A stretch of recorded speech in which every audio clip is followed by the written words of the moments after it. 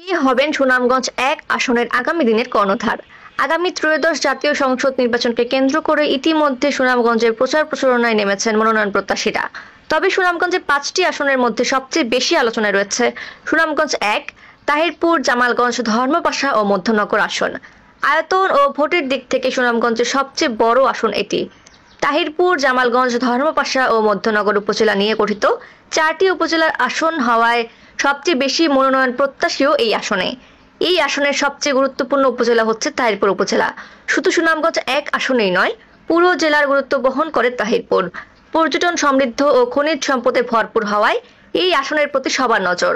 জেলার সবচেয়ে বেশি হাওরের অবস্থান এই উপজেলায়। মাছের প্রাকৃতিক অভয়ারণ্য টাঙ্গুয়ার হাওরও তাহিরপুরে। নির্বাচনের আলোচনায় আছেন সুনামগঞ্জ এক আসনের সাধারণ জনতার একমাত্র স্বপ্ন আগামী বিএনপির মনোনয়ন প্রত্যাশী কৃষক দলের কেন্দ্রীয় নেতা ও সুনামগঞ্জ জেলা আহ্বায়ক কমিটির সদস্য এবং সাবেক তাহিরপুর উপজেলা চেয়ারম্যান আনিসুল হক। তিনি দলের নেতৃবৃন্দকে সাথে নিয়ে 4 উপজেলায় দফায় দফায় বিভিন্ন স্থানে সভা সমাবেশ, পথসভা ও মতবিনিময়ের মাধ্যমে পূর্বের অবস্থান ধরে রাখার চেষ্টা করছেন।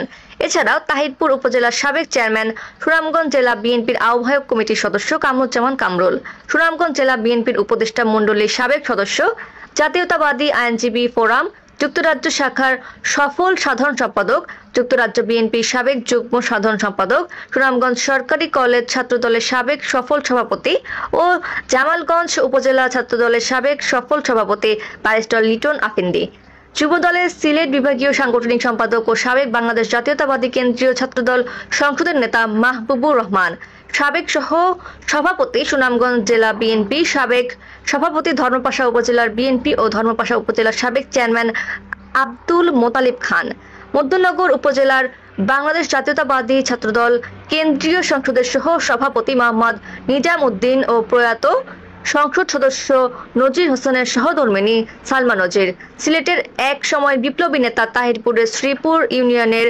কুড়ের পাড়ের সুলেমান সহ আরো কয়েকজনের নাম শোনা যাচ্ছে। সুনামগঞ্জ এক আসনের আগামী জাতীয় সংসদ নির্বাচনে দলীয় মনোনয়ন প্রত্যাশী মোহাম্মদ আনিসুল হক বলেন, দেশের দীর্ঘমেয়াদী রাজনৈতিক দুর্দশা লাঘবে পরিবর্তনশীল নতুন চেতনায়, নতুন চিন্তায় দেশের যুব সমাজে নতুন রাজনৈতিক ধারণা সৃষ্টির মাধ্যমে স্মার্ট বাংলাদেশ সৃষ্টি করার লক্ষ্যে আমি সুনামগঞ্জ এক আসন থেকে তৃণমূল বিএনপির দলীয় মনোনয়ন প্রত্যাশী। আগামী সংসদ নির্বাচনে কাকে সুনামগঞ্জ এক আসনের মনোনীত প্রার্থী হিসেবে দেখতে চান